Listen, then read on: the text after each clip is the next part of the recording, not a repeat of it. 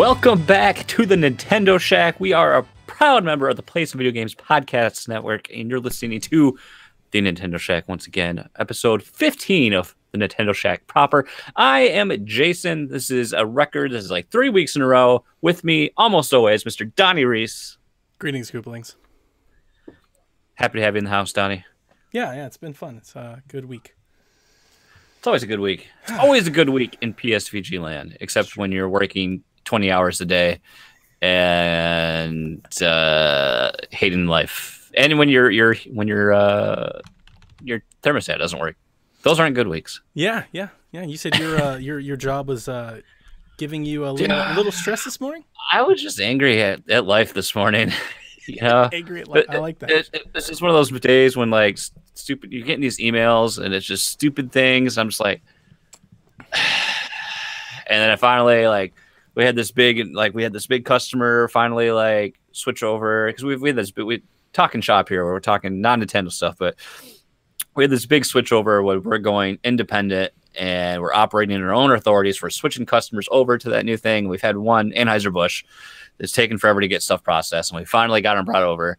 And my brother and I work together on that account, and we do like a lot of the business with it. And you would think that since I'm a major player, I would get that announcement the night before. No, I like find out through word of mouth, and it just soured me a little bit. And then I was just like, mother, and I just go in and I'm like, yep, shut the office door. My podcast queue is clear. Like put on my noise canceling headphones, and I just hit Spotify, volume up, phone, do not disturb. It was great. Nice. I did that for about half the day. I understand. I feel you. Now I'm good. Now it's Nintendo Shack time. It's my it's your release. We're here for you. All of Nintendo Shack's faithful army of listeners are here for you, Jason. They're not here for me. They don't want me. Chalfie's here for you. I'm just like that. I'm just like that guy they got to put up with to get to the good stuff. Nah. You're stable the Shack here, sir. I'm like your girlfriend's dad in high school. You just got to put up with me to get to the good stuff. Well, thank you. I'm happy to be here. Always good to talk some Nintendo. It's what we've always wanted. It's what everyone needs. Nintendo time. It's a weird time though. This week is, last week we had the big, Kevin was on. We had the big Labo news.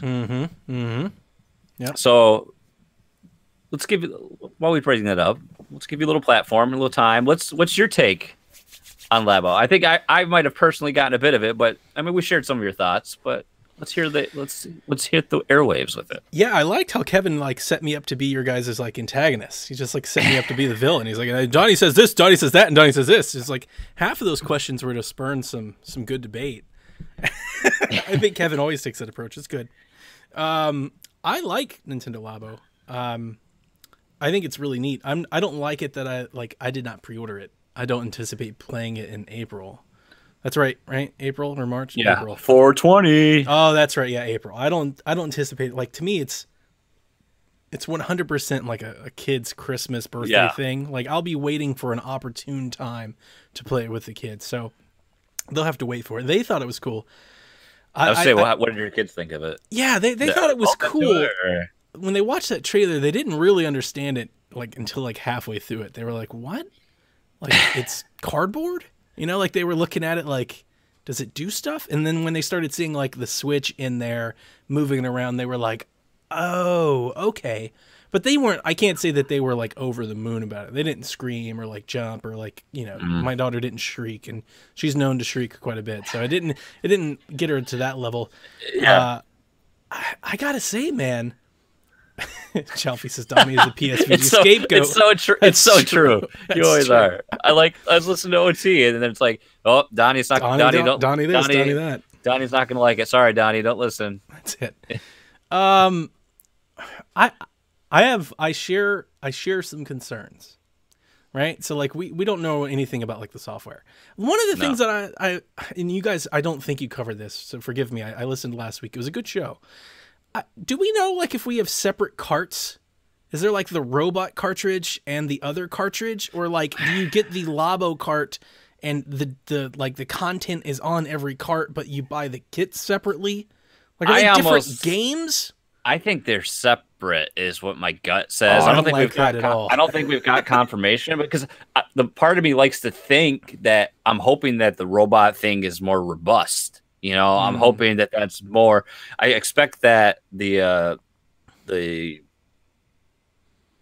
mixed cart or mixed package to be like almost like I think I said like Nintendo Land. You know, small sampling, little interactive things mini of all games, these different, things like that, all these little mini experiences that hopefully are somewhat built upon later, or maybe not. And I don't know why I expect the robot to be more robust because I have a feeling that it's not going to be. You know, I just feel like there's not going to be a whole lot there. I just don't like the idea of having a bunch of Nintendo Labo cartridges. That's all. It's not that I like. I get that like it's different software applications. I like the idea that I buy the Nintendo Labo cart and maybe I download like the robot DLC or the whatever future DLC is to that card or to the system. Like and that's the other thing. I'm wondering, like, is there a digital option? Like, can I just buy the Labo from the store and then order the cardboard? Like, there are interesting things. I have interesting thoughts, like in this weird, realm of how am I going to carry all of this around with me? And stuff. Right. Kalos is in the chat that each Toy-Con has its own software package. Yeah, I don't like that. I'm not a big fan of that. Because I'm largely digital. Also, like, have you read about like how they're kind of pulling off the magic that they're pulling off? I have with the piano. So like the reflective tape, how the piano works, and I think, and stuff. And like the way the robot works too is pretty incredible because it's like measuring. I don't know. Somehow it looks at because there's like those different. I'm assuming those are like reflective strips in there that are moving, and it's like measuring those positions and it's using that to judge where each arm and leg is. I think what's quite impressive that I've heard a couple podcasts talk about now too is because there was a Toy-Con that wasn't shown. It was like briefly shown in there, and it's a camera. Yeah. Yep. And you have one Joy-Con here, and you have like the switch in the back, using it as your viewfinder. So, but apparently you can like with that, and I think with like one of the little bug things that you control, like the Joy-Con has a camera that you can actually get an image through. Everyone thought those were just an IR sensor alone, but apparently there's like they've been watching the whole time. Yeah, right. That's why Nintendo doesn't want to put an internet browser on the Switch. Hi-oh. But am I the only one who thinks that like it could be really hard? Like just putting the kits together, like the robot has like this pulley system, the piano has all this tape. Like, what if you screw it up? Like, is there extras? Like, I've got this whole IKEA like. What if I mess up the leg? Do I have an extra leg, or like am I just out $80? Like, how does this work? I know there's like extra like rubber bands and things of that nature. I'm not sure about the cardboard itself, but you would think there's got to be some fail safes in there because they have to know, especially if they're targeting this for kids to like be involved with. You would think that there's. You'd hope a fail. There's got to be a. I'm hoping that they'll have like some sort of like replacement website or something set up, and it's cardboard. They're making a killing off of this. My biggest issue, which I did mention and you guys addressed, is more or less the software offering. The reason I haven't pre-ordered is because I haven't seen anything that I'm like, oh my god, I can't wait to play. Like I think it's a neat activity. I'm gonna sit down with the kids. I'm gonna make this piano. We're gonna play it for a little bit. But after we do it, like that weekend, unless they're showing me something, we're never gonna play it again, right? So like that's kind of where I am with it. Kevin railed off on Nintendo Land. I love Nintendo Land. I don't understand why you and him. I'll throw you in there too. Didn't like it. With my kids, I'm not saying it's the greatest game ever, but with my kids and I on Wii U, we played that game from start to finish of the Wii U's life cycle. Like literally right up until we got rid of it, we played Nintendo Land. I could see that if like I'll admit it. I got my wife to play it. Like Labo is not like multiplayer, right? Like you're not going to be able to like. Can you robot each other? Like I didn't see that. And you pay $160 inside giant Labo suits. It's just like Wii Sports, but you wear the robot to make you feel like a robot. I guess, but like robot jocks, baby. Nintendo Land had that like the games we love. We love the Mario Chase game. We love the Luigi game, the Ghost Mansion where everybody hides and you get the flashlight out. Those multiplayer games are what kind of kept us playing it. It wasn't our favorite game, but like if we were having game night, family night, we'd play some Nintendo Land. You know, it was just kind of in that wheelhouse. But to sum it up, I think Labo is going to be really cool. I think it's very interesting. I love the approach. I like the curve. You know, the different take that Nintendo's known for. I think this is cool. I'm kind of really more interested to see. It's kind of like Miiverse. I'm really interested to see what those really creative people out in the world do with it. Because, you know, there's some like Connect Set Discovery super whiz kid out there that's going to like make his own Nintendo Labo after he gets the idea of what it can do. And he's going to like make a robot that plays the game for him when he's not around and stuff. All the makers in general, you know, people are going to like 3D print stuff. People are going to... They're going to customize. There's going to be so much. Oh, it's going to be like cosplay. You know, like we do Comic-Con in Atlanta. Like I'm wondering if I'm going to see like Labo people around. You know, like to that end, it's pretty cool. Tom Servo Plus says, dude, Mario Chase is so good. See, I'm not alone. There are those of us out there that have co-op companions that enjoyed Nintendo Land. Now, it's not like Nintendo Land is not Wii Sports. Wii Sports is a great game. It wasn't that good, but it was really good. I enjoyed pieces of it. It's true. Lucas isn't even my real friend. We just pretend for the podcast, okay? He called me out. All right. Fine. God.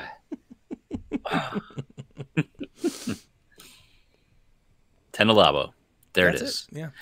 Well, I think it's important. You talking about other Nintendo properties, it reminded me that we have to have a little. It's time to almost ready to prepare a post-mortem because, my friends, Mitomo, it's coming to an end. Nintendo is shutting down their first smartphone app, Mitomo.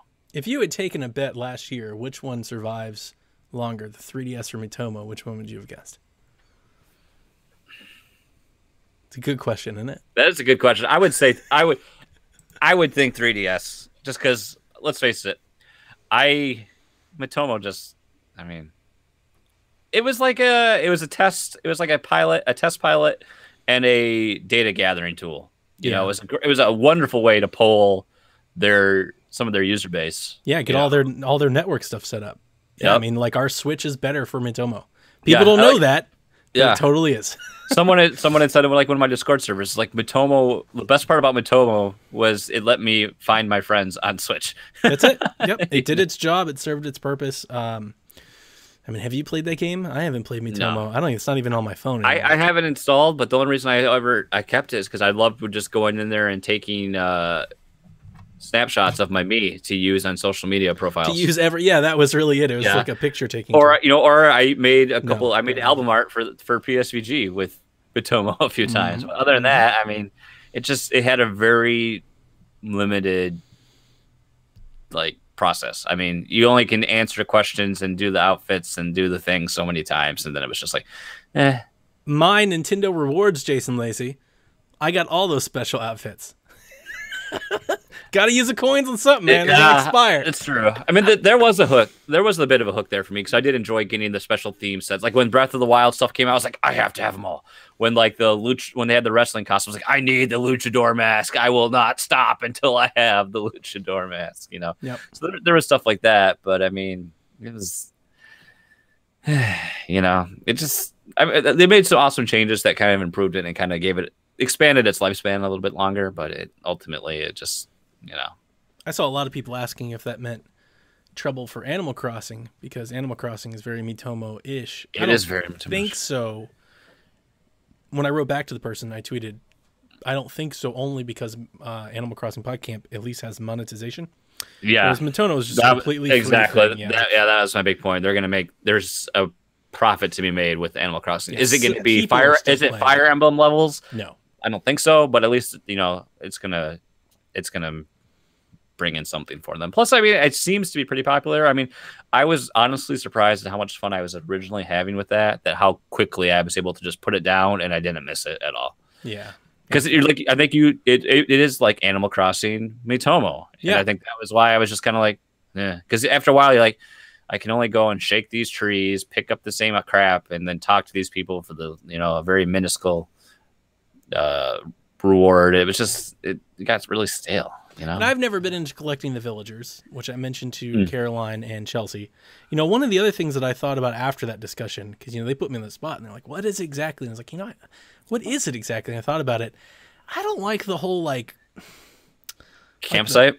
Well, that for one, but like I don't have there's no attachment for you there. I like having a village or a town, and then have my own house. And so that's what I was going to say. Yeah. I don't like the segregated pieces. It doesn't feel like a game. It's like you load screen into this new scene, and like you just have this it's not Animal Crossing. Like I want to walk around.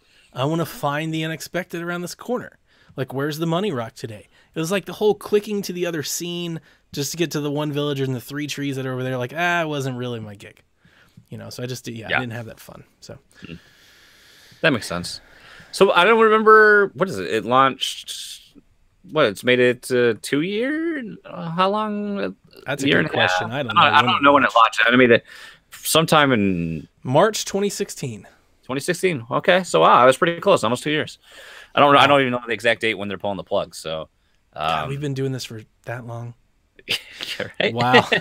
I guess it is saddened a little bit because this is like another little quirky social network thing that we're losing from Nintendo, with Miiverse gone and now Miitomo gone. Mm-hmm. Miitopia is still out there somewhere. Oh. I'm sure you can still play Miitopia with your cool mage, Jason. Yes, that was the cool best part about that game.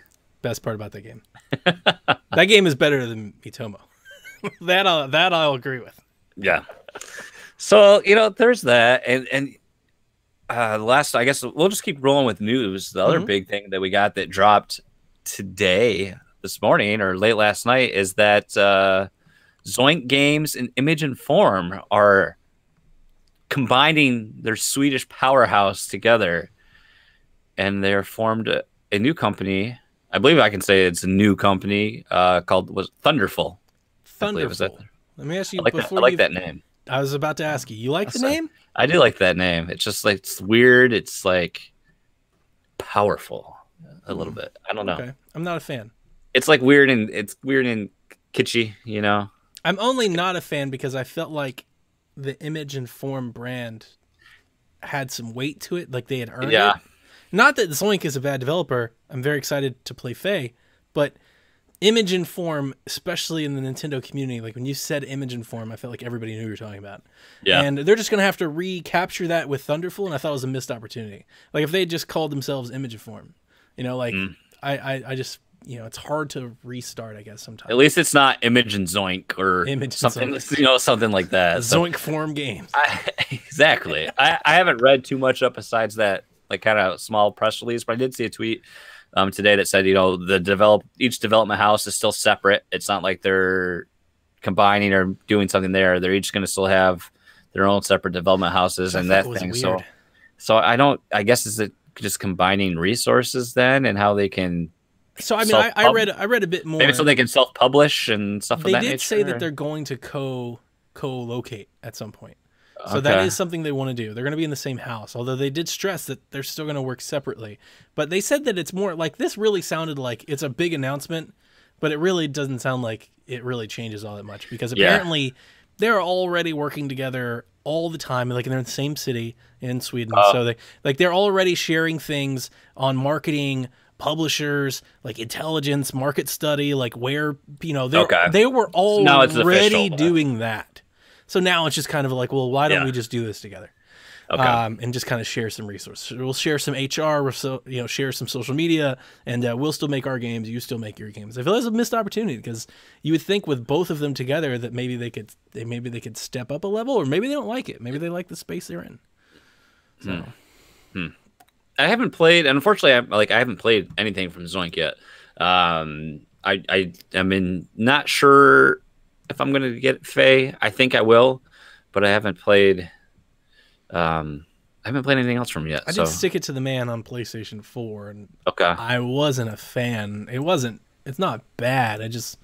Like I said, I think I told you this. That's one of those games that I played for like maybe 2 hours, and I was like, oh, it's this game where like the control scheme's a little wonky, and it's kind of goofy. Like I got it instantly, and I didn't want to finish it. I didn't want to play anymore. I gotcha. I was like, I got it. Nah, I want to go play something else now. I think Flipping Death will probably be my first game of theirs I play because I'm definitely kind of sold on that. Assuming I don't play Faye at any point. And then Image and Form. I mean, I've loved all the SteamWorld games. I'm looking forward to whatever comes next.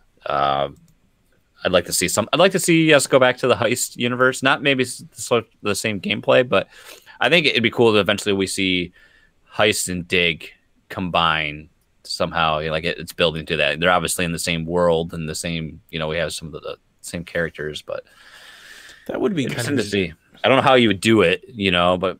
I guess if we get our we pitched it to them on Twitter. We get that Steam World beat 'em up Castle Crashers game. You'll get to have characters from both worlds. Yeah, that'd be the one. That'd be the best one. I'd be all down for a Steam World Heist too. If it just my only thing with Steam World Heist really was I needed it to be faster. I like the characters. I could have used a little more narrative, but I need the gameplay to be quicker. It's a slow game. Yeah, And I remember when I was playing on 3DS, like the way I play my 3DS, like I don't sit down and just play it. Like I'm always kind of on the go or on the move or like, I'm in between commercials or something like that. And like, I was just like, man, I need this to like, let's go. Let's pick up the pace a bit. I can see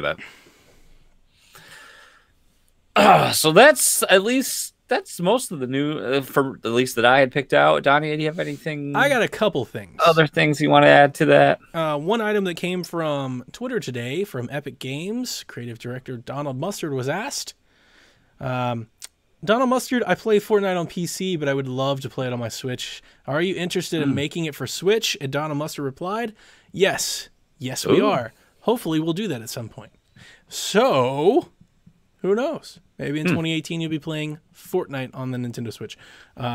Hopefully, it's all patched up and ready to go by then. Because I played the early access, and I feel like every time I ever play an early access game, I'm like, I don't like it because it's not finished. And people go, well, duh. It's in early access. And I go, but I don't like playing unfinished games. And they're like, then why did you play it? And I'm like, I don't know. I don't know why.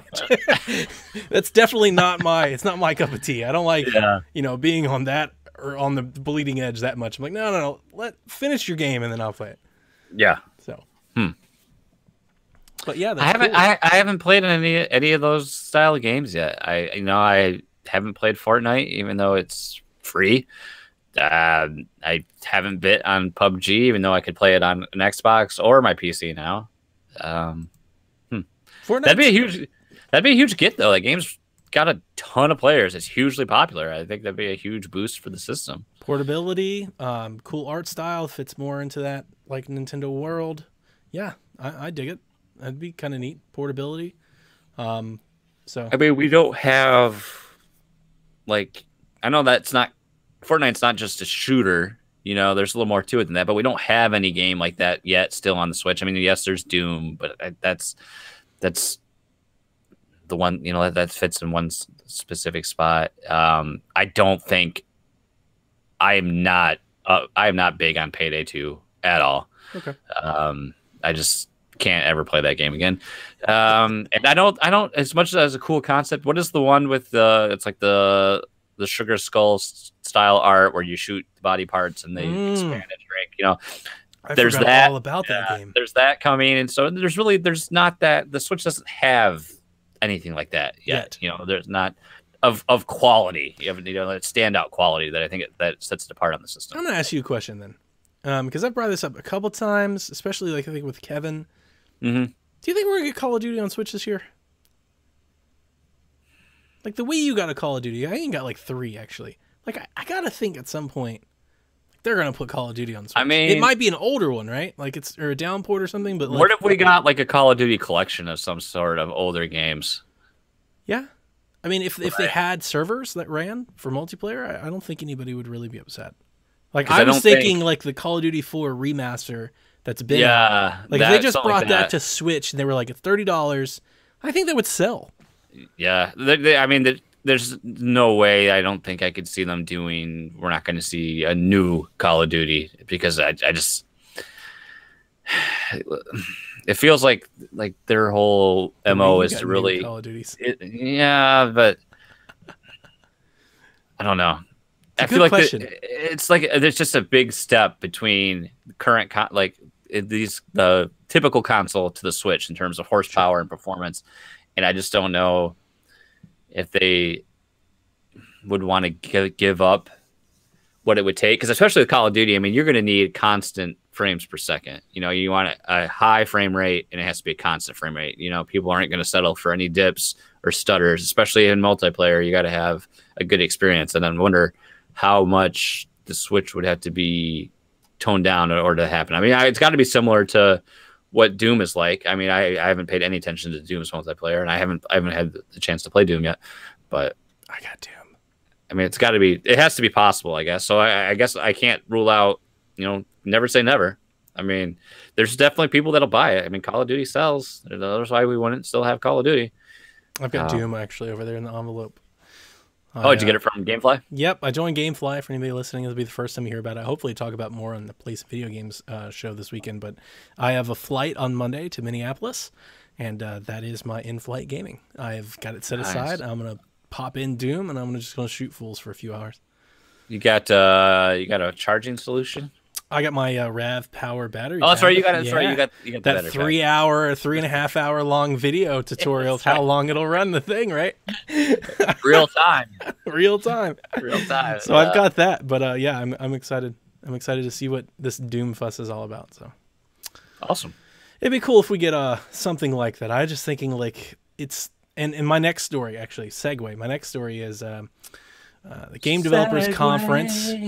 The Game Developers Conference happens every year, and last year, like they had these headlines. I didn't even know that was coming around. I haven't paid. I'm in a rock apparently. Then you'll remember this because last year they said that like 3% of people were making games for Switch, and I'm sure we talked about it on the show last year. You gotta remember that, yeah. And we were like, it's so few, and right now, they're saying that is now up to 4 times as many. So 12%. So out of 4,000 people that were sold, this 12% of them are now up. So it's on the rise. And we're seeing it every week on the eShop. Even today on the eShop, like 17 new games that sounds like such a small number, though, when you hear it. 12% sounds so small. Well, I got to think at the Game Developers Conference, like how many of them are like mobile gamers versus PC only? Like it's not just console game conference, it's game developers conference. That's true. The majority of game developers are probably a lot of those people then because I don't want any more mobile ports. Yeah, there's a lot of those.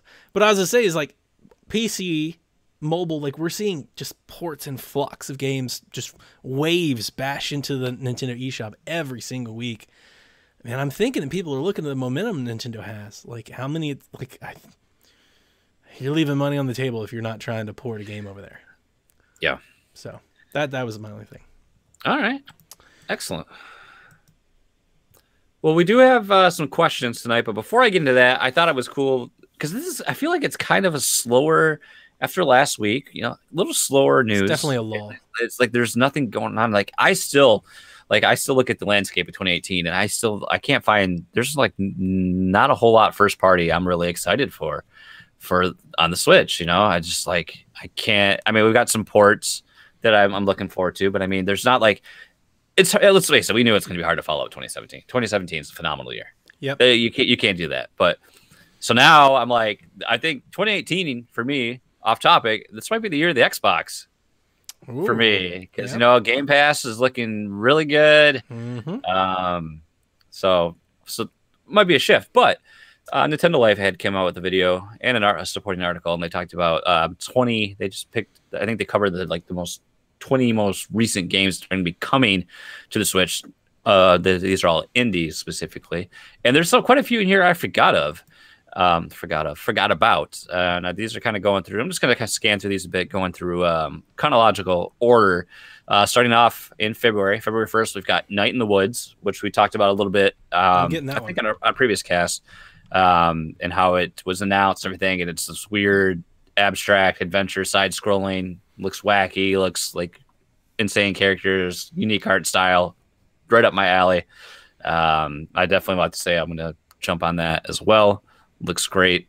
I have to say too, we should mention Celeste, came out today and it's getting perfect scores. Great scores. And I remember when we talked about it, like, nope, $20 for that game. I'm not buying it. Nope. I'm still not getting it.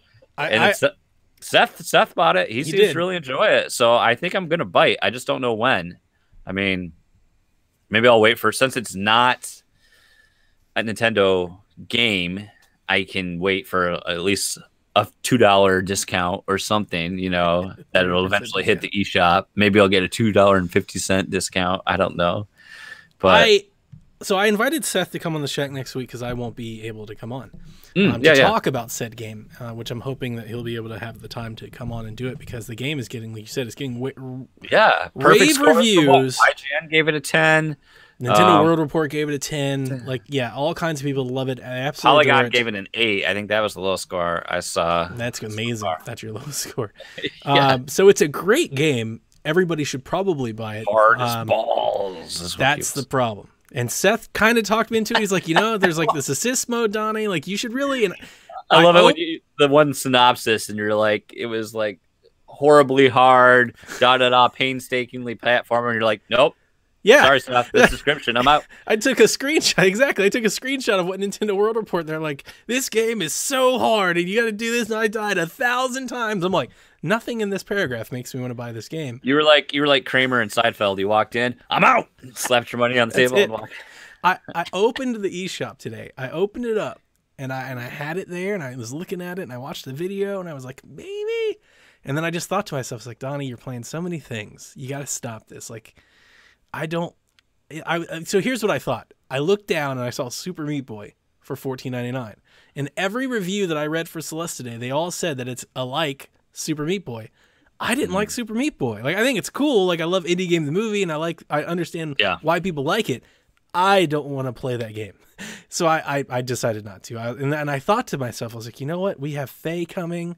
We've got Night in the Woods coming. Like, I'm good. I'm going to let Seth run with this one. So you guys go forth, march forward. This is not a game for me to play. So there's a key mention, had to mention. And as I'm going through, I am going to curate this list a bit because I'm not going to hit on all 20 because there's quite a few. And I want to make sure we get to the questions. Coming out also in February, we have Dendara, which looks it's another. Most of these are like all the weird. It's like 16-bit pixely, not in the woods, but this one is, and it's kind of a Metroidvania style game. Has some unique mechanics. What I've seen in some of the gameplay, it looks pretty cool, but I don't need another Metroidvania right now. I'm good on that. But it looks like a cool game. Looks like it's going to be pretty solid. Gal Metal. I'm not sure. Oh, that's motion. We have a rhythm game coming to Japan only, so you can snag that, I guess, if you want. Owl Boy, February 13th. I've been waiting to play this. I will get it on Switch. I didn't get it on Steam just so I can play it on the Switch. Looking forward to that. Hopefully it's got a lot of acclaim, so I hope it lives up to it for me. It looks gorgeous. I love the art on it. It's like fantastic pixel art. Faye coming February 16th. We already talked on that a little bit. And then from this point on, I think all our dates kind of get more speculative with they're more like windows. Yep. So starting off with Moonlighter, which I had no idea it hasn't. I believe a Q1 2018 date, and this is what game I didn't even know. I guess it was, it was kickstarted for Steam, and then they added the Switch support. And I don't know what it is about this game, but ever since I saw that first reveal trailer, I've been like so hyped about it. I think it just looks so much fun. It's a dungeon crawler / roguelike / shop simulator. I don't know. It's really interesting. So like from what I can piece from the trailers, you have a shop that you go and you sell items, and I'm assuming you can kind of fix your prices, and then you get your inventory by going into the dungeons and scoring loot and killing monsters and all that thing. So it's like a weird hybrid of, I don't know, Zelda and Harvest Moon and something else. I don't know. It just looks really, really cool to me. That sounds pretty cool. I'm really interested to play it. I saw this in this trailer. I hadn't heard about it. Bridge Constructor Portal. Yeah, I remember that. The Bridge Constructor game mixed with Portal. I don't want to play it, but it just looks really wild and interesting. I don't know much else more to say about that, but it's a thing, and you can do that and all that stuff. Sure. Away, Journey to the Unexpected. These are all still going in Q1. You might remember this from one of the indie sizzle reels. It's like that crazy first-person stick-beating game that looks... okay. Yeah, no. It looks like you're fighting monsters. It looks like you're fighting like Dragon Quest creatures with a stick in first person. It's kind of what it looks like. It looks really cool, but I don't really know much about it. But I'm good. Yeah. What about Hollow Knight? Yes. It's still coming sometime. I'm in on Hollow Knight. Sometime. It's been coming forever. Hey, come on, man. It's a small. It's like one dude, right? He like runs his blog over there. Like I've been to his blog a bunch. Like I'm okay with waiting. I don't need Hollow Knight right away. I never expected it in 2017 anyway. I think I covered that on every time we talked about it. I was like, this game's not coming 2017. But no, I mean, Hollow Knight has rave reviews, and it's more like in the platforming realm that I'm into. So yes, it's hard to bite on another Metroidvania when you know this one's coming because you think this is going to be the premier experience. Flipping Death, which you talked about, that's slated for Q1. We'll see when we get closer to an actual date. And then we're still in Q1. 2064, Read-Only Memories Integral. This is like a crazy adventure game, but I don't know much about it. It was kickstarted. I don't know. I don't know much about it. It's might be a weird, people that are fans of perhaps really good reviews. Yeah, maybe fans of Thimbleweed Park are into those weird weird games. Yeah, Kevin game, like we like to say around here. Bloodstain, Ritual of the Night. Yep. This is kind of a classic Castlevania. Well, that is from the maker of Castlevania. Oh, so there you go. Yeah. That's why. So, what can we say? It's Castlevania. Monster Boy and the Curse. Now we're vague. Just this year. Monster Boy and the Cursed Kingdom. It looks like a Shantae-ish platformer. That's exactly what it is. I'm good. Yoku's Island Express. It's like pinball, but story, I don't know. It's like a 2.5D platformer. It's got like really cool. I remember when we saw the trailer, like the music sounds cool. It's got like, again, the visuals look good, but I don't know. I'm just not into pinballish games. Like, I don't know how you work that into an engaging experience, Crypt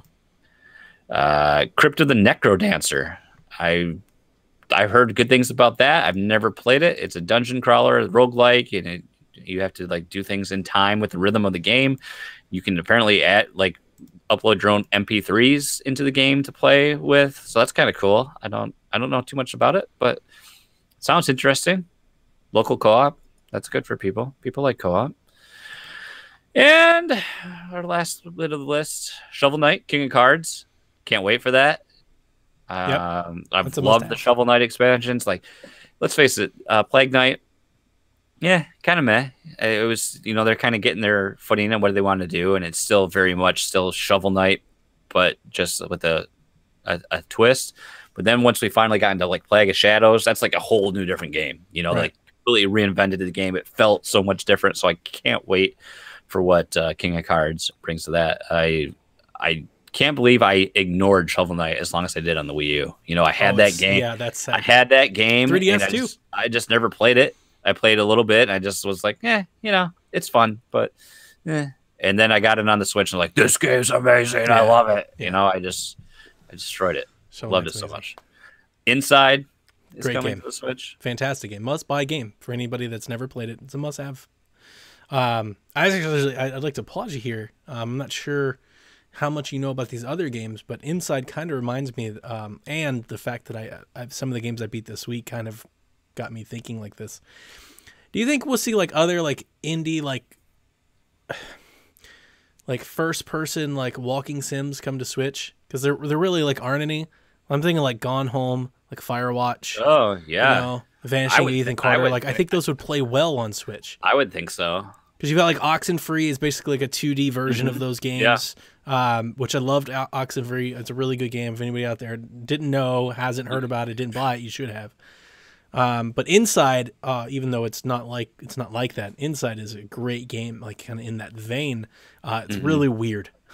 Like I'll never forget reviewing that with Nathan. He was like, "So what do you think this game meant?" I'm like, "I have no idea." Like that game left me with such just a despair feeling like about the narrative. Like I'm like, it got to the point I was like, I don't even care anymore. Doesn't change the fact that the style is great and it's fun to play and it's not like super long. So, there was a game on 360. I was just thinking about this the other day because I don't know how it popped in there. I played it on 360 and it was a zombie game, but it was 2D side scrolling, had a really cool, great like narrative to it. And I can't remember the life of me what it was. It was an Xbox Live Arcade game, and it was really, really cool. So it's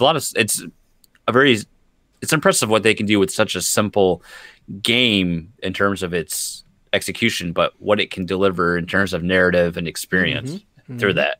It's always really cool to see what people are capable of with that. Terraria still coming. Originally, they had hoped to hit a 2017 window.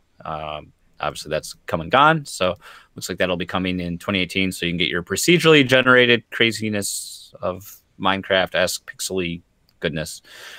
I know a few people that are very into Terraria, so they're much looking forward to that release. Layers of Fear Legacy. I believe you had shared this when the trailer came out. So we're getting our horror genre. Is that first person? Yep. It's one of those like walking sims, but it's all horror based. Yeah.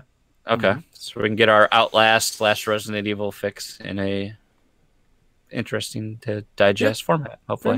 Very much. I think I forgot about this last one that at least the Nintendo Life has on here. I forgot that Runbow is coming to the Switch. Yeah, it is, and I'm tired of that game. I've never played it. I love Rumbo. I might have to get it. I've never played Rumbo. I absolutely love Rumbo. Don't get me wrong. You know this. I love Rumbo. I was shouting from the rooftops when it came to Wii U. I loved it. It's so good. But I've got it. I had it on Wii U. I've got it on Xbox. It was free on Xbox did you have Live. it on 3DS? No, I was going to, but it was delayed like in a year for a 3DS. Like it just never came. So I moved on. And instead of them doing something else, now they're porting it to Switch, and it too is taking forever. And I don't want to be awful, be like some gamers like, oh, it's taking too long, give me your games. But it's like it's a game you already made. Like you're not changing it, like you're just porting it. And it's 3 years old plus at this point. Like I remember, that was Wii U some time ago. So if anybody has never played it, I'm all for it, guys. Like go get it. But go ahead. I was just I'll let you finish your thought because mine's going to take it off that same subject. So okay, yeah. So I mean, it's just in that realm. I'm just kind of like I knew it was coming. I knew at some point it's going to come back up again, and it's like it's one of those games where I mean I loved the game. It's not like it's not a 10 out of 10 or anything like that, but I love the game. It's great multiplayer. I think would like it a lot. In all actuality, it's kind of like. It's like Smash meets a platformer, really. I mean, that's really all it is. It's like you can run around this level, like either it's side scroller, so you go up and down, left or right, and there's like 5 people running. Your goal is to get to the end before anybody else, so it's a race. Yeah. But in between the race, you can punch and kick each other and throw each other. Yes. And then the level changes colors. And if like there are platforms along the way, if the platform matches the background color of the level, then the platform disappears. So you could be like a mid-jump, and then where you think you're heading to disappears. It's gone. So it's like this frantic 2-minute fast-paced runner game. It's really good. It probably fit on Switch really well. I enjoyed it a lot. But like I said, I had it on Wii U. They gave it away on Xbox Live. Like it's like, come on, let's make a new game now. Right. So, do you think they're going to port Guacamelee to Switch? That'd be another one that I would tell you I'm tired of. Like I'd rather see new. Well, I've got it like 85% completed on PC. I'm not going to play it again, but you would think it fits. So that's a brief look at some indies coming. So if you're like me and not really sure, you're not too sold on some of the AAA titles coming your way, we got a ton of the indie train keeps coming. I mean, I feel like look at the eShop article that you posted today, like. There's a couple games I know of, and there's like 10 games I've never heard of. And then you look at it and there's one game, it's called, oh man, I had it open just a little bit ago. Tecrion something. It's on Steam. Tekken. No, that's not it. King of the Iron Fist. Look on the blog. It's like Tecrion Post or something. It's totally a old school Geometry Wars ripoff game. I almost bought it. I almost bought it just because it looks like old Xbox 360 Geometry Wars. The only reason I didn't is because the Steam reviews were like mixed results, but I started looking into the reviews, and there wasn't like anything that was really damning with it. They were like, "You said we were going to have like 2-player side screen." I'm like, "Well, that didn't really apply to me at all. I don't care if it has that or not." So like there was kind of that type of stuff that I was reading. I might buy the game. It's only $10, and when I say it looks like Geometry Wars, like it looks like a rip, like they just ocean torn Geometry Wars. Like it just looks like Geometry Wars, like the original Geometry Wars. I'm sorry, I would look it up. I was trying to find that game that came out in that Nintendo that Nindy Direct. And I can't find like the wrap up of that Nindy Direct. But there was that mobile game that they've got coming over, like that horror narrative story thing that like Seth was telling us was, the game. And for whatever reason, I cannot find the Nindy Direct that we got for Nintendo Switch. Tachyon Project. There you go. Thank you. Yeah, February 28th. Wow, yeah, that's very Geometry Wars. It's inspired. totally right. It's just Geometry Wars. That's all it is. Yeah. Oh my gosh, it totally is. It's totally Geometry. I'm probably gonna buy that game. Like I'm gonna buy it just because of the promise that it could be Geometry Wars. Like if it's half as good as Geometry Wars, like I'm in. I have to be that stickler. They have the category listed as first person, and this is not a first person. It's not a first person game. I'm trying to find that game. So, but to finish off your topic here, like we're also still waiting Shakedown Hawaii. We're still waiting on Wargroove. We're still waiting on Runner 3. Shakedown Hawaii better come by summer. Oh, I mean, yeah, I think all those games should come by summer. I want to play Wargroove too. I still can't find the name of that game. Well, maybe it'll come to you, Donnie. But while you're still searching your memory banks, we're going to get you distracted further because we got some questions from the awesome listeners of the Nintendo Shack that want to send us some love in crazy question format. So let's get rolling. Starting off, well, look at that. I think he's still even hanging out in the chat. Mr. Eric Green sent us a question. And he says, Nintendo Shack, I find myself chasing Gamerscore this month as I'm hot on the tail of Coach Hulk, the legendary Coach Hulk. That's an in terms of points gained this month instead of playing my Switch. Did Nintendo misstep to not include an achievement system, or is it liberating in its absence? You want me to go? I'm going to say this. I don't go out of my way I never went on my way to hunt achievements. But I have to say this. I was playing Cuphead last night, and when all of a sudden I get that little notification and I get it pops up on my screen, I'm like, hey, that's kind of fun. I got an achievement. That's cool. And you're just kind of like, oh, I don't know. There's like that one, the little reward sensor in your brain just goes, doo-doo-doo. Oh, I got something. That's great. But my fear, I think it'd be a great addition. I think it'd be cool. I feel like Nintendo could implement it in some fun way. But what I don't want to see is like, I just have this weird feeling is that they would do like 3D World and give you stamps or something like that. I don't want that. I like stamps. I don't want that. I like stamps in Twilight Princess. I don't want that. So I've long stood against it just because I think the more and more Nintendo separates themselves, the more they have a different product to offer. I think I'm willing to come off of that. I don't do achievements or trophies. I don't care. Like I've got them. Like when they happen, they happen. That's cool. I don't look at them. I don't pay attention to them. I don't look them up before I play a game. I don't try to complete a list or anything like that. I really don't care. Yeah. It's kind of that reason why. Obviously, there's a demand for it. Obviously, somebody cares out there, and if Nintendo could attract some of those people by doing something like that, it can't be that big of a deal. That said, like their OS basically has no integration or anything like that at all. So I would put that like towards the bottom of my to-dos with the Switch OS, but I wouldn't mind if it came. I put it that way. I don't think it hurts anybody if they did it. So I don't really care. I'd like to see what we have with. I think this came up on latest OT, like what you used to have on Xbox. Again, I'm talking Xbox left and right. Yeah, man. When you got you actually unlocked items from playing the game. You know, you got unlocks your avatar. I think I'd like to see something like that, where you can unlock stuff for your like way to trick out your Mii or something like that. And I don't know. We didn't even talk about with Miitomo gone. Like with Miitomo gone, like we basically don't have Miis anymore. Like we have like a screenshot on Switch, but that's really it. It's not integrated in anything. You can't do anything with it besides like change Mario your colors. Kart. That's like all we got, and that's not even. That's a port of an old game.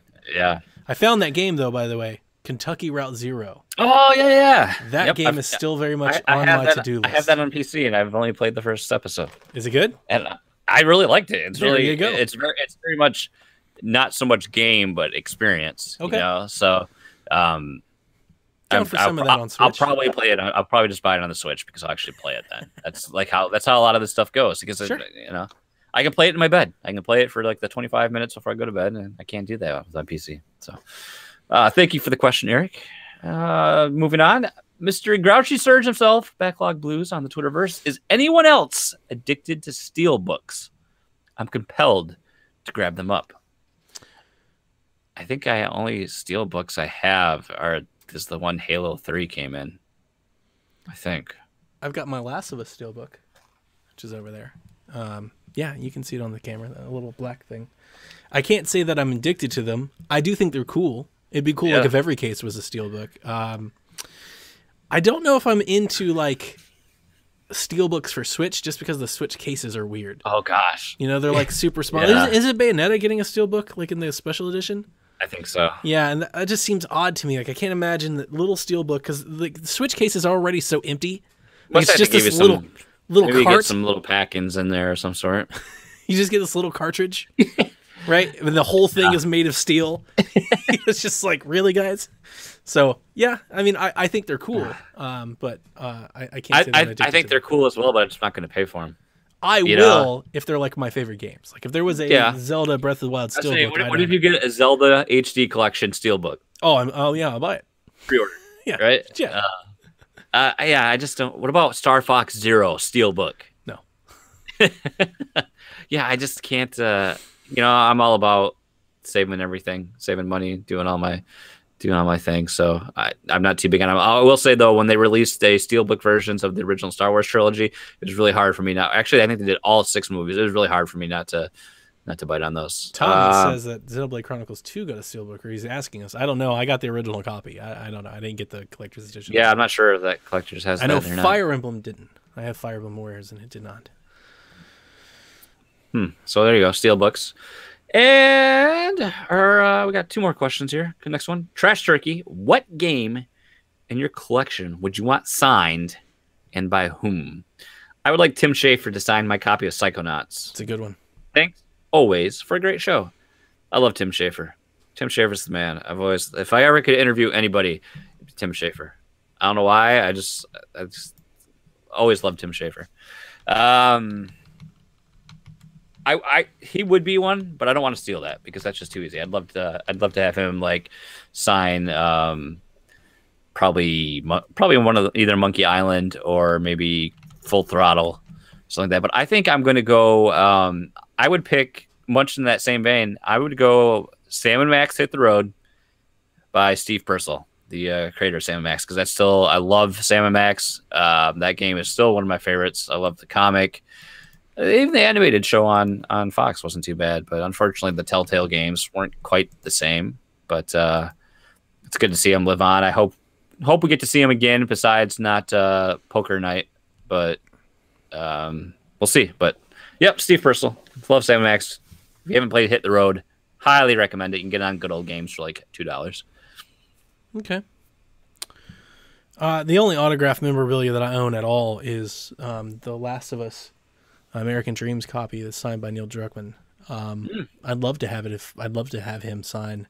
I've always loved the idea of having him and Ashley and I can't remember anything all of a sudden, but the voice actors. The voice actors, that'd be cool. I'd love to have them sign it too and just have like one collection. On the Nintendo side, I've got this Breath of the Wild special edition that's behind me every week. Ooh, I'd love to have Enuma just pin the side of the box. I think it'd be really cool if I had a Satoru Iwata signed anything. Oh gosh, that'd be awesome. Like if I could have had my Pokemon card or my 3DS, a plush banana signed, anything like that would have been anything like that would have been amazing. That would have been really cool. I would have kept something like that forever. What if Reggie signed your body? Because then it would be ready. Yeah. If you saw Reggie, would you want him to sign your body? Maybe. I mean, he's Reggie. Troy Baker. By the way, Troy Baker. I kept thinking Travis. That's what I thought I was gonna say, but I'm like, PlayStation's a bit out of my era, so I can't quite correctly comment, so to speak. Sure. I like the last thing I have signed. When Penny Arcade used to still produce their show, their little web series. I have one of their DVDs signed because I bought it whatever bundle, and I got a mug which sadly broke, a T-shirt, and then I got a DVD that was signed by the whole crew. So that was kind of cool to have everybody's signature on the case. And our last question comes from Mr. Delvin Cox. Are you experienced? Delvin Cox says, What game franchise that's dead and not owned by Nintendo would you want to see come to the Switch and work as an exclusive? I saw this ahead of time, and I still don't quite have an answer formulated. I thought about this quite a bit over my lunch break, and I had 3 or 4, and then I got all busy into producing this episode, and I've kind of forgotten them. I will say that my original one was... Damn it, Jason! Why don't you have it? Because I every time we go live on microphones, I feel like I just become stupid and forget all of the names. Come on, Donnie, you're better than this.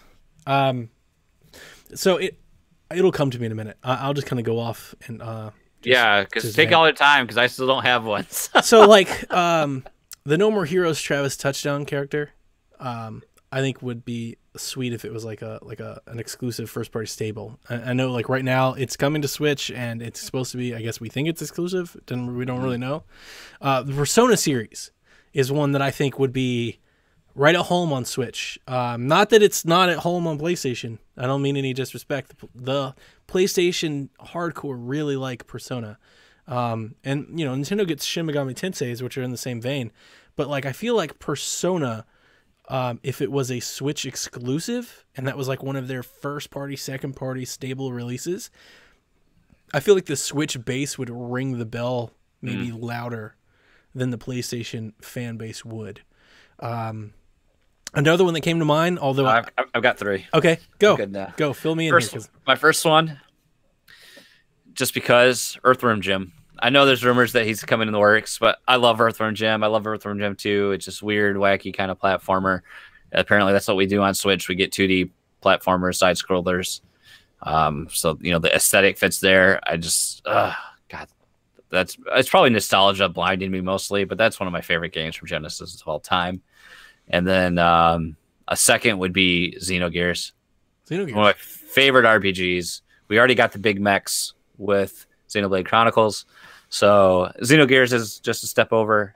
Again, maybe I'm blinded by some nostalgia, but I'll say that was probably one of my... I might have enjoyed that as much, if not a little bit more, than Final Fantasy VII on the PlayStation. So that's my bold get right there. And I'll come back to my third after I give you the floor once again. I think it would be really cool if Nintendo owned Housemarque. They're the developer on PlayStation that do like Nex Machina and Dead Nation and Resogun. Okay. It's not, again, I mean, no disrespect, but I think if those games were Switch exclusive or Nintendo exclusive titles, you see how like the Nintendo Twitter lights up around like an indie exclusive game, or, you know, or like an Image Inform, like how they can get around that. And I think it's because the marketplace isn't as competitive. I don't think it's a PlayStation versus Nintendo thing. I think a game like Nex Machina gets lost at sea on the PlayStation marketplace. I think if Nintendo had that game and Nintendo pushed it in a direct and they put their focus on it, I think maybe they would find go ahead. Well, I was going to say they're still going to get lost in the marketplace because there's no curation. Well, I'm not worried about the marketplace. I'm more saying like when Nintendo... I just had to make a bad joke the other day. Right. When Nintendo spotlights a title, it's kind of like we all go to it. That's you know, true. if Nintendo said this is Nex Machina, right, and it's in a Nintendo Direct, and here's our game, and this is our March exclusive game, I feel like a lot of people would have bought it. Yeah. Whereas... yeah.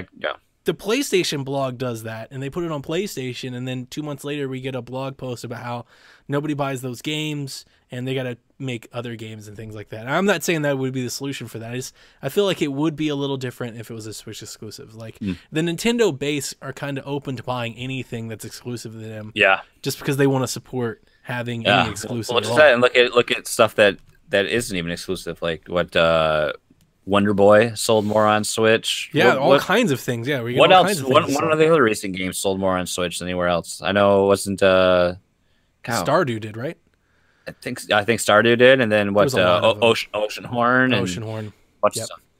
So my bold reach for the game I want to come back: Dead franchise, reinvigorated on Switch, reborn, resurrected, Rogue Squadron. Yeah. That's a great one. Always be Rogue Squadron. That's a good one. Disney's going to be like, we effed up. We gave the license to EA Terrible idea. Here's the good news. I think we Let's only have to those people that made Star Fox. They can't. I think we only have like 3. I think it's like only 3 more years left on that deal, or something like that. Anakin, do a barrel roll. I did want to say, are we done with the question? I think that's going to. We do have a question in the chat though. Golf Story. Was that an exclusive? I believe it was, wasn't it? Yes. On Switch. Yep, and Golf Story is incredible. Golf Story is that's it. Like, how much waves did Golf Story make for being exclusive on Switch? Yeah. Like, imagine if that was Resogun. How many people would get together for like a twin stick shooter and leaderboard chasing if it was exclusive to a Nintendo platform? I think it would have done better. Maybe other people disagree. I'm waiting for Kyle to be like, no. Yeah. Like, I think it would. That's what I'm trying to say. What I wanted to say is, because I mean we're about over time, but I wanted to chime in here and just say a couple of my Switch things that I've been playing, because I won't have a chance to for a while, because I won't be here next week. So it'll be a couple of weeks before I come back to the shack. But I played the Fire Emblem Warriors some more. I've been going through those battle challenge maps, and I feel like that game kind of got lost this fall. I checked my profile earlier today. I played the game for 80 hours. It says over 80 hours. That is the exact same amount of time I put into Splatoon. Like, they're right next to each other, over 80 hours. I'm not saying it's better than Splatoon. I won't say that because it's a Warriors game. I just want to say that I love it. The special edition went on sale this week. We posted in our Discord. It's like $52. You get all the stuff and all that. The DLC packs still keep coming. You still have new maps, new modes. The battle maps have like their own story cutscenes, so it's like just a lot of campaign that you can just kind of, button mash your way through. I still really like that game, and I just wanted to give it a little spotlight. I beat Oceanhorn, finally. I've been kind of played it on PC and kind of played it on PlayStation. I finally beat it. It's good. You want a copy on PC? Let me know. I'm pretty sure I have a key out there somewhere. There you go. It's one of those. Now that I've beaten it, I would like to retract my Wind Waker ripoff. It's really not. It's not even like really all that comparable, like gameplay wise. It's just kind of like the tone and like the setting. It's really they don't. Yeah, I mean, it's like water, and you're kind of like port towns, but there's no like open sailing. The combat's not that good. So like, I just retract all that. That was misleading. And then I played and streamed a game called Gear Club Unlimited. Loved every minute, right? That game is not good. Don't let anybody tell you any different. I know Seth bought it, full digital retail. I'm not saying Seth's wrong. That's his opinion. He's entitled to it. But I'm saying when you put your money towards it, I think you're probably a little more willing to stick up for it. I played that game, and I was like, no. Like, it is tons of load screens. The races are really short. And he did say they get longer. I wasn't about to stick around and keep. I was like, no. It's fine. It is a racing game. If you need that fix, I mean, I would hope you'd play Mario Kart or Fast RMX, but if you need that realistic racing game, it's there. But dude, that game is $45. Did you watch the stream at all? No, I haven't. It's a complete mobile game. And they didn't even try to hide it. Like, they basically just took out the menu to swipe your credit card. Like, there's all these like coin chings every time you do anything, and there's all these different currencies that are on the screen the whole time. There's like this base building garage thing where you can't change your wheels until you get like enough stars to unlock the thing to get the credit. And I was just like, no. And it's like, it's wonky, and above and beyond all that, like the driving, it's not bad. Like, the game plays like a racing game. It's just, it's not good. It's like one of those things. It's like, if you were to compare so to be honest, my son has an Xbox 360. He's playing Forza 2. That game is way better than Gear Club Unlimited. That game, I mean, it's not close, really. Like, if you sit down and play it, you're like, oh, wow, this is way better than that other game. I mean, so it's just kind of put it in check. I wouldn't ever recommend anybody paying more than $15 for that game. But Seth, when you get Seth next week, when he reports on Celeste, have him talk about Gear Club Unlimited. Let other people get the other side of that coin, but boy, man, no. I've never been much of a racer. Never been too big in racing games. Racing games, especially when they have like an adventure narrative or something. That was another part of Gear Club. Except Burnout. I like Burnout. Because it's not a typical racer. I like Burnout. I loved Midnight Club for some odd reason. Like, I was all about Midnight Club. I like Cruising USA. I love Forza 3. Like, so I can't say that I'm a racing fan. I don't go out of my way to buy them. Like, I'm kind of keeping tabs on the Crew, like the Crew 2, because it's kind of like that Forza thing, but it's like more arcadey where you can like fly stuff and like blow up stuff. So like when you get outside of the realistic as possible sim racer and you start getting a little wacky with it, then you start to like get my attention a little. But yeah, the new GameFly is letting me try some games that I would never buy. Like I would never buy Gear Club. So I just wanted to provide just quick thoughts. There you go. Donnie's quick damnation on Gear Club. I finished 2 games, so I'm on like cloud 10. Ooh, Need for Speed Most Wanted. I forget about that. That was a good little quick gen start game. That was one like you race like the cops and stuff. Yeah. Yep. So yeah. Well, there you go. I think that's gonna round out the show then. Got Donnie Stotts. You're leaving us for a while. Yeah. Flying overseas. Well, flying over lakes maybe. Yeah. Hey, you're gonna be as close to me as you'll forget. That's true. Maybe I get to see Kyle. I'll be up there at the Super Bowl, and hopefully Minnesota's not like. How cold is it there right now? Is it like 4 degrees? I don't know about Minnesota. I mean, we're gonna be 50 tomorrow here. Oh, in sweet! Michigan, so it can't be that cold in Minnesota then, right? Yeah. Like you guys are right next to each other. It can't be that cold. Yeah, we're like right next to each other. Oh, that's great. Practically, I can throw a rock out my back window, and I can hit difference. Minnesota. Yeah. So that's I'm looking forward to it. It'll be a long week. I have the Switch pack to be basically the only thing I can play. So like I said, I got Doom. So when I do make it back to the shack, hopefully I can say all things about Doom. Yeah. I'm hoping to get that from the library, but I just haven't seen it pop up on the request list yet. So cool. Well, there you have it. As always, people, we like you tuning in to the Nintendo Shack. Please check out the other great podcasts on the Play Some Video Games Podcast Network.